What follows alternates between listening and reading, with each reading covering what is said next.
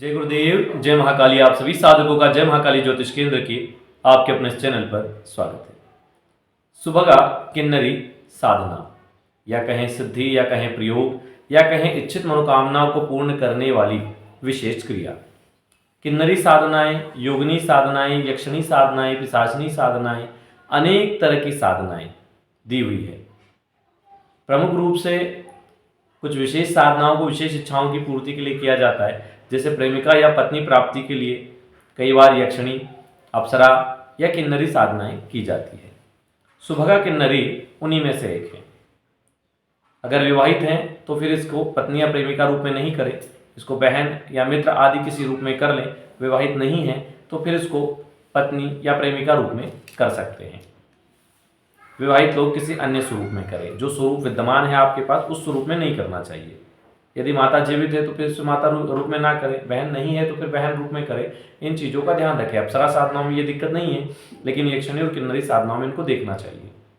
ये सिद्धि को देने वाली है, इच्छित मनोकामनाओं को पूर्ण करने वाली है। इसका एक अनुष्ठान भी आप कंप्लीट कर लेंगे। प्रत्यक्ष रूप में सिद्ध होने पर तो ये समस्त इच्छाओं की पूर्ति करती है, लेकिन प्रत्यक्ष ना भी हो और आपने यदि इनका मंत्र भी सिद्ध कर लिया तो मंत्रोधीनो देवता, जिस माध्यम से मानसिक रूप से की गई आपकी इच्छाओं की यह पूर्ति करती है। आप अपने किसी भी कार्य के लिए जो सही हो, वाजिब हो और होने जैसा हो, कि देव कृपा होने पर हो सकता है, ऐसे वो सभी कार्य सिद्ध कर देगी। बहुत प्रभावी शक्ति है और कई बार साधना काल में इसके दर्शन होते हैं। आप इस साधना को करके इसके लाभ भी ले सकते हैं और सिद्धि होने पर जीवन को एक उच्च स्तर पर ले जा सकते हैं। साधनाओं में सिद्धि के बाद एक उच्च स्तर को प्राप्त करना ही सही साधक की पहचान है। एक ही साधना में या उसकी सिद्धि से खुश होकर उसी में रह जाना तो पिछड़ जाने वाली क्रिया है। साधना के क्षेत्र में हमेशा नीचे से ऊपर जाने की क्रिया को महत्व दिया जाता है, ना कि ऊपर से नीचे जाने की क्रिया को। कुछ लोग सफलता के मद में ऊपर से नीचे जाने वाली क्रियाओं में फंस जाते हैं। जो साधक होते हैं वो हमेशा नीचे से ऊपर यानी चैतन्यता की ओर जाने की क्रिया में भरोसा करते हैं। कैसे करना है साधना को, कब करना है, विधि विधान नोट करें। इस साधना को आप शुक्ल पक्ष की पहली तिथि से शुरू करें। रात्रिकालीन साधना है। इसे किसी नदी के तट पे किया जा सकता है, एकांत स्थान में किया जा सकता है, या घर पे भी जो एकांत स्थान हो वहाँ पर कमरा सुंदर हो, सजा हो। इसमें किसी भी प्रकार के रंगीन आप कपड़े पहन सकते हैं, किसी भी प्रकार का, काले छोड़कर किसी भी प्रकार के वस्त्र आसन धारण कर सकते हैं। उत्तर या पूर्व या पश्चिम मुखी, दक्षिण को छोड़कर तीनों में से किसी भी दिशा में आप मुख करके बैठ जाए, जैसे आपको सुविधा लगे।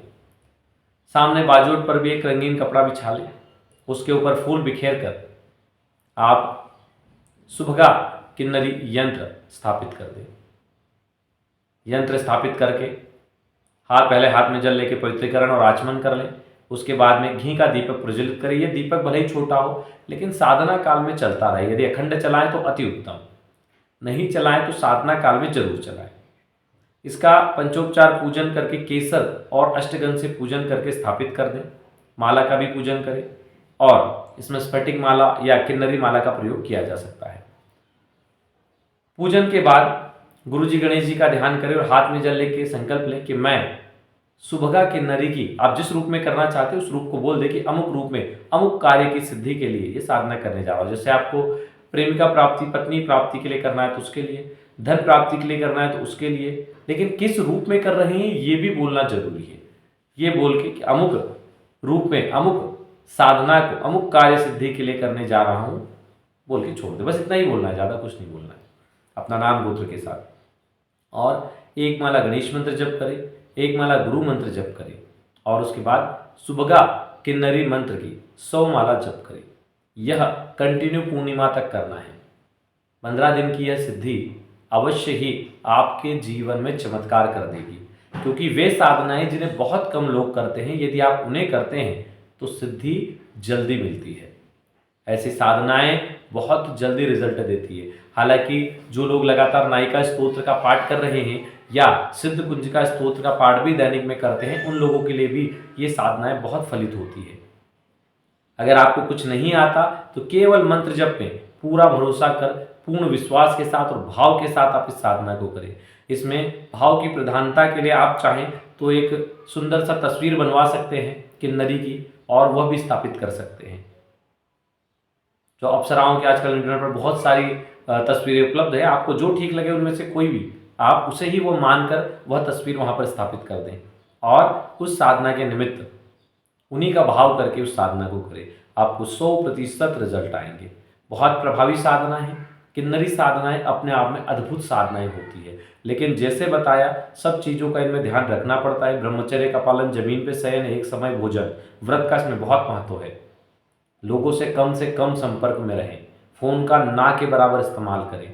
तो ये बहुत प्रभावी साधनाएं हैं और जीवन में बहुत शुभ परिणाम देती है। ऐसी साधनाएं अवश्य ही करनी चाहिए, इनकी सिद्धि के लिए प्रयास करना चाहिए ताकि जीवन उच्चता की ओर, श्रेष्ठता की ओर जा सके। इस साधना को करके इसके आप लाभ ले सकते हैं।